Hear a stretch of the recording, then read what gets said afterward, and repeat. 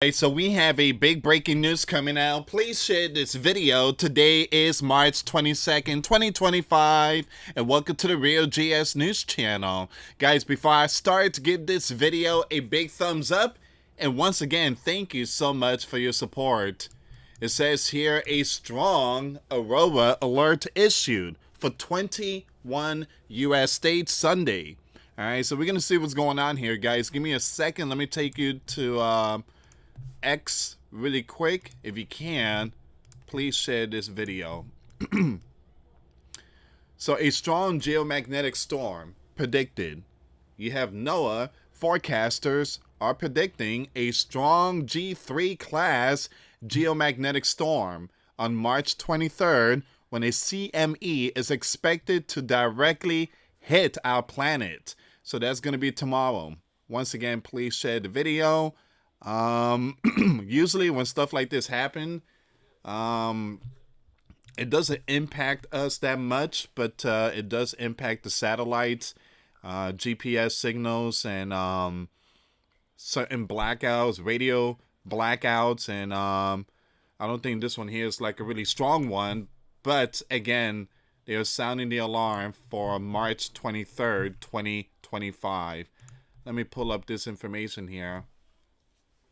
So it says, NOAA forecaster predict a strong G3 class geomagnetic storm on March 23rd, 2025, triggered by a coronal mass ejection, expected to directly impact Earth, potentially causing auroras visible as far south as the Midwest.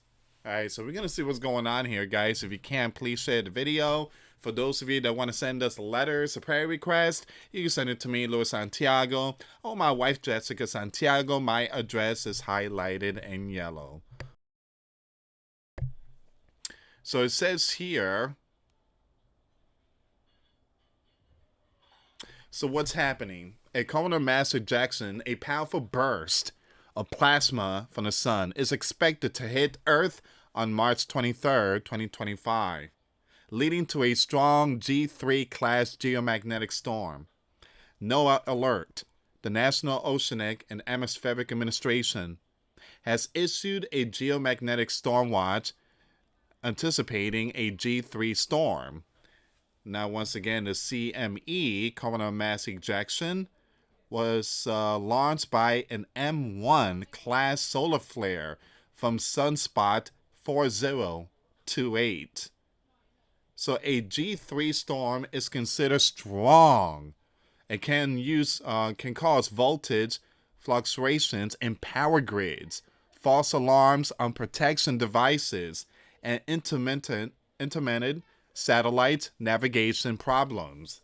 All right, so a G3 is very strong, and this thing could cause power grid issue. So like I say, guys, we've seen G3 many times, but again, NOAA is sounding the alarm that there's a possibility grids could be impacted. Alright, so I do believe that the only thing that could be impacted is like GPS signals, radio blackouts, and stuff like that. Aurora potential. The storm is expected to bring auroras, northern lights, to several regions in the northern hemisphere, potentially visible as far south as the lower Midwest states in the United States. The G3 storms can also disrupt GPS system and low-frequency radio communication. Now, the CME is expected to arrive at Earth by early on March 23rd, UTC day. Aurora visibility. The best chances to see the aurora will be in the dark skies, away from city lights, and a mostly clear sky is essential. Now, the Russell-McFerron effect, which boosts the effectiveness of CMEs around the Equinox, could amplify the storm's impact. Once again, NOAA's Space Weather Prediction Center is monitoring the situation and providing updates. Once again, a coronal mass ejection is a large explosion of plasma and magnetic field from the sun's corona.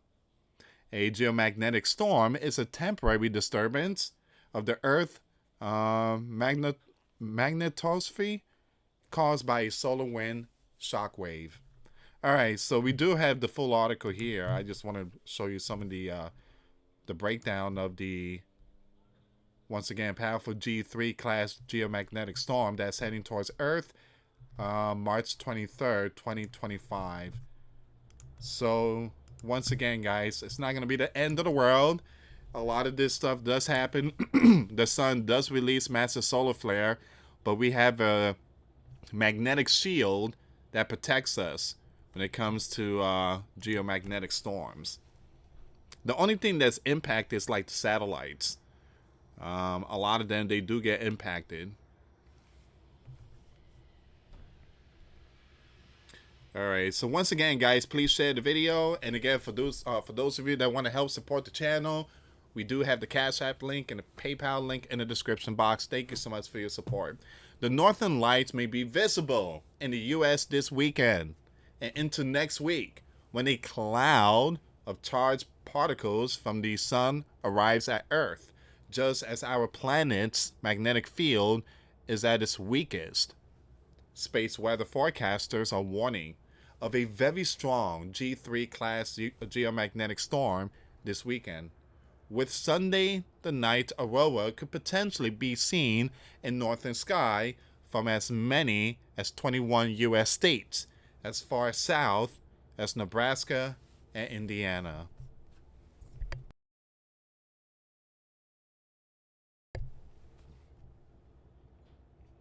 So once again, up to 21 states will be able to see the amazing lights, the aurora. So the latest forecasts have a strong G3 geomagnetic storm striking on Sunday, March 23rd, a minor G1 geomagnetic storm on Monday, March 24th, a moderate G2 geomagnetic storm on Tuesday, March 25th, a fast CME that left the sun on March 21st is expected to arrive at Earth by early on March 23rd, said a statement from NOAA, referring to the effects of coronal mass ejection. A dense cloud of charged particle that left the sun on March 21st and looks set to interact with particles that left the sun on March 21st and looks set to interact with Earth's magnetic field. According to NOAA, G3 storms can be seen from as low as Illinois and Oregon. It's predicted to be as intense at KP7, which means bright and active aurora. Although unusual, it's likely not going to be as strong as May 10th, 2024 extreme G5 geomagnetic storm, the most powerful for 2 decades. Now, once again, the NOAA Aurora view line has many as 21 states potentially seeing the northern lights on Sunday during the geomagnetic storm. So they include Washington, Oregon, Idaho, Montana, Wyoming, North Dakota, South Dakota, Nebraska, Minnesota, Iowa, Wisconsin, Illinois, Indiana, Michigan, Ohio, Pennsylvania, New York's in the house, Massachusetts, New Hampshire, Vermont, and Maine. Sorry, Florida. So, U.S. states closest to the border with Canada will have the highest possibility of seeing the aurora. And I live in the state of Florida, guys. And the only thing we see is it happens once a year. The Sahara dust that comes from Africa across the Atlantic and heads towards like Florida and the Caribbeans. And so when the sun goes down, the sky is like pink, purple color. It's so beautiful, amazing color. So it is impossible, it's impossible to predict exact timing until about 30 minutes beforehand when the CME approaches the the DSC OVR and ACE satellites a million miles from Earth. All right, so once again, no, it's putting out all the information and all the updates.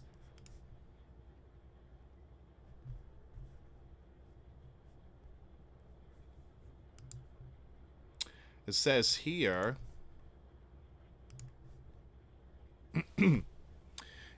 with a last quarter moon on Saturday, there will be no moonlight in the evening during the potential show, which will make it easier to see, though the best views will be had in dark skies, away from city lights. A mostly clear sky is also essential.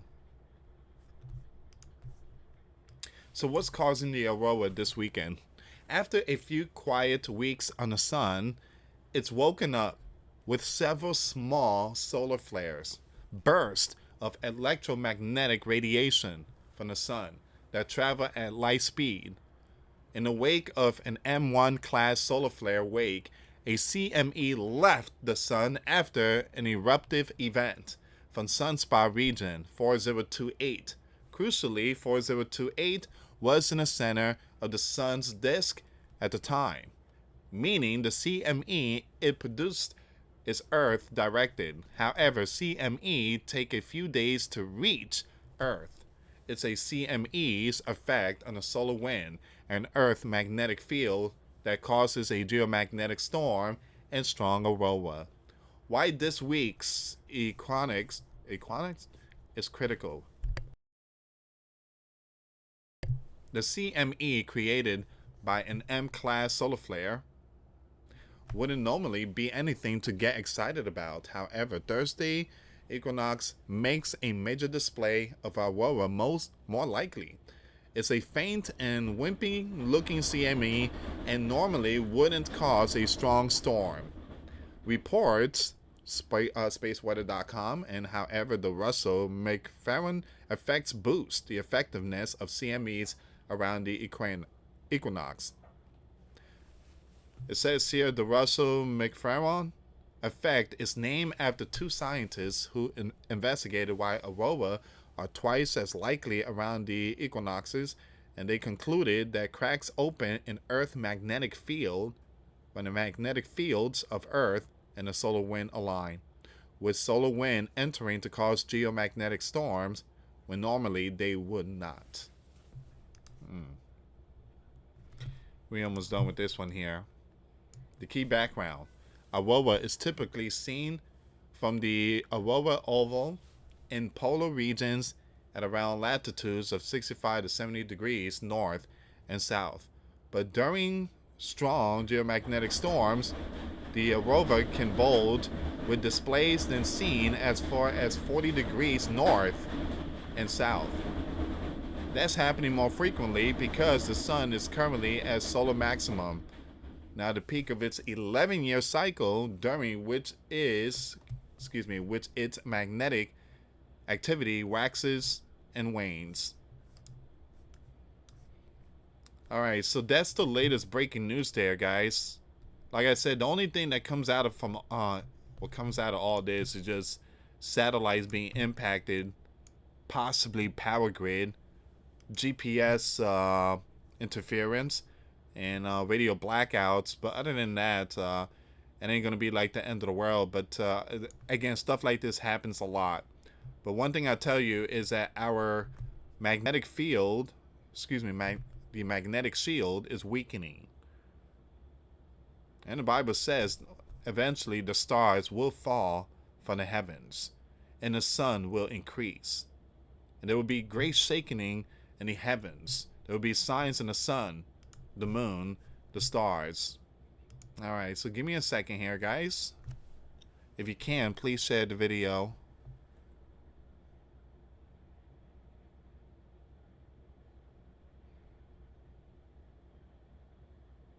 Someone said, hope X doesn't go down again.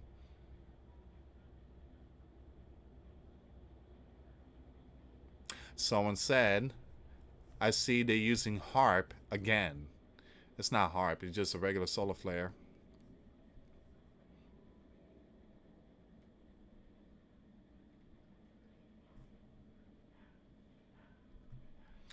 All right, so Canada is going to be like one of the big ones too. All right, give me a second here. So it's going to be tomorrow night, Aurora forecast. So it's going to arrive at Earth on March 23rd. It's going to be tomorrow.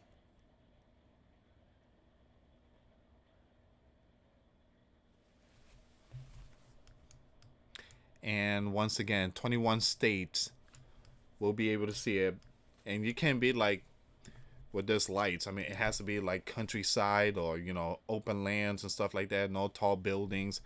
And I think last time there was multiple states. Actually, there were multiple countries around the world.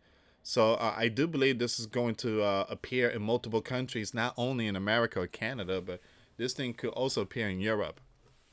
And last time there were pictures and everything. The sky was lit up red, purple, different colors. I mean, red and purple mostly, greenish, bluish color. But again, amazing signs of the heavens. I'm gonna keep it updated on this one here, guys. I got a strong feeling a lot of people is gonna be sharing pictures tomorrow on X. Anyway, guys, thank you so much for watching. For those of you that want to send us letters or prayer requests, you can send it to me, US Santiago, or my wife, Jessica Santiago, at 3432 US Highway 19, number 2, Holiday, Florida, 34691. Once again, guys, $1 a month Patreon. We get you access to our live stream every Monday. We talk about things that we cannot talk about on the platform. Also, I posted videos today. Those links will be in the comments box. Thank you so much for watching. God bless you all. Put faith and trust in Jesus Christ, for He's the only way, the truth, and the life. No one gets to the Father except through Jesus. Thank you so much for watching. Till next time later. Peace.